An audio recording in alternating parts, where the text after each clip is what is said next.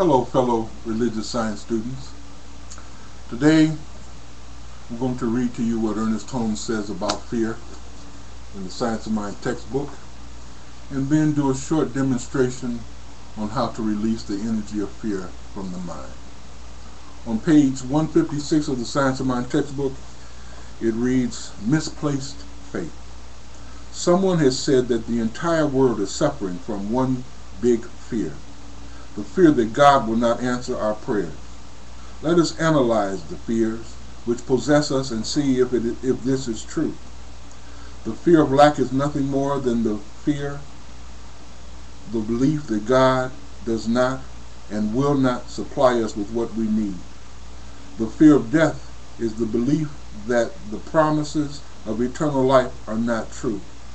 The fear of loss of health, loss of friends, loss of property, all arise from the belief that God is not all that we claim, omniscient, omnipotent, and omnipresent. But what is fear? Nothing more or less than the negative use of faith. Faith misplaced. A belief in two powers instead of one. A belief that there can be a power opposed to God, whose influence and ability may bring us evil.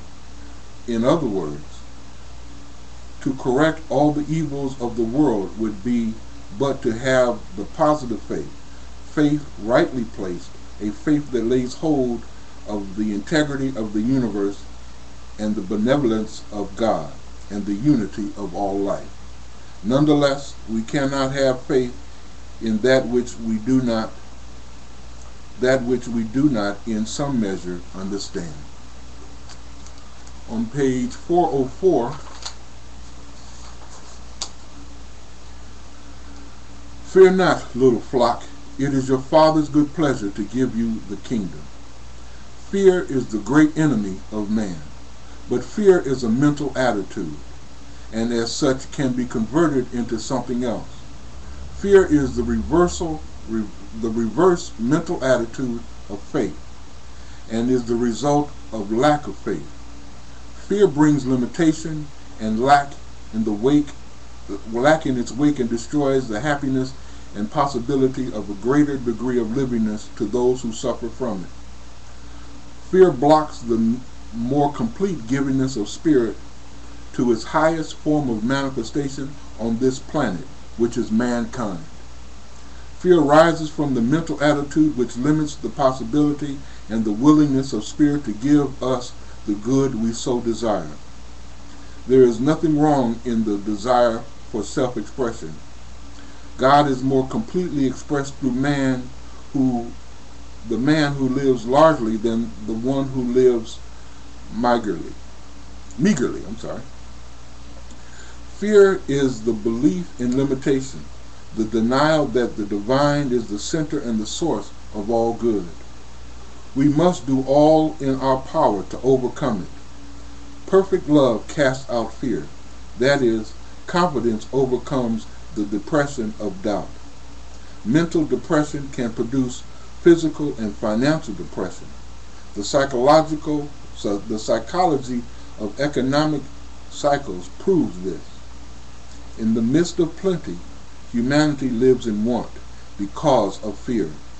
To overcome fear is the greatest adventure of the mind of man. We should contact a greater field of faith. This is done by understanding that God is the giver and sustainer of human life and expression. God is all there is. He is substance and supply. We must learn to accept this. If it is God's pleasure to give us the kingdom, then it should be our privilege to accept the gift.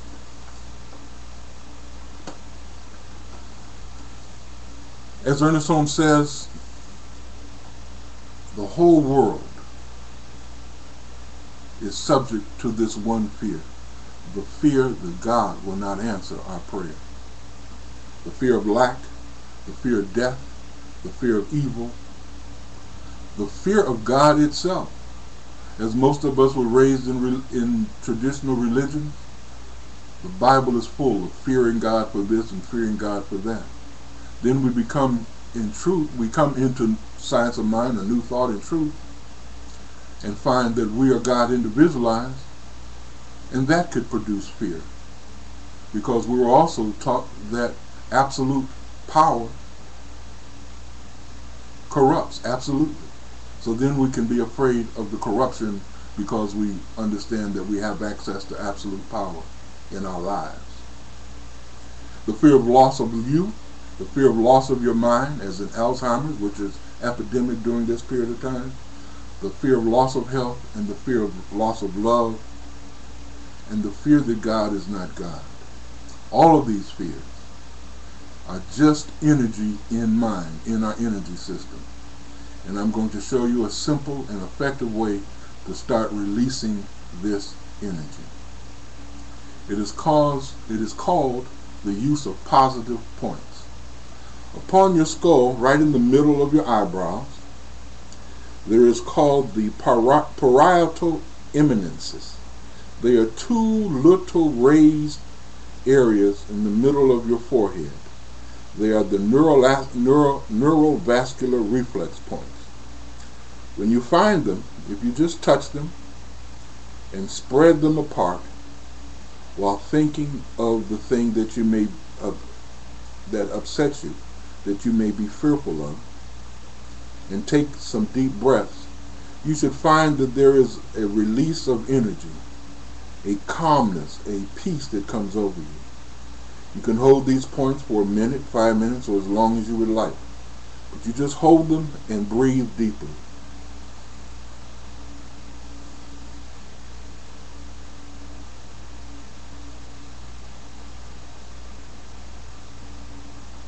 And as you hold them, as I said, you should feel a change in your energy pattern, in your energy state, and the releasing of anxiety and fear and stress. These are very simple and very powerful points that affect your whole system and can be used as often as you need to. Alright, well, that is it. I thank you for listening. Please leave a comment. Subscribe to my channel, because there will be other videos. And please forward these videos to your friends and other Science of Mind students. For as Ernest Holmes says, man's greatest fear is the fear that God will not answer his prayer. And our greatest adventure as students of truth is releasing the fear of our mind so that we can experience more of the abundance that is ours. Remember to drink plenty of water when you release this energy, because the energy of fear can be draining and dehydrating. So drink plenty of water. Thank you again, and have a wonderful day.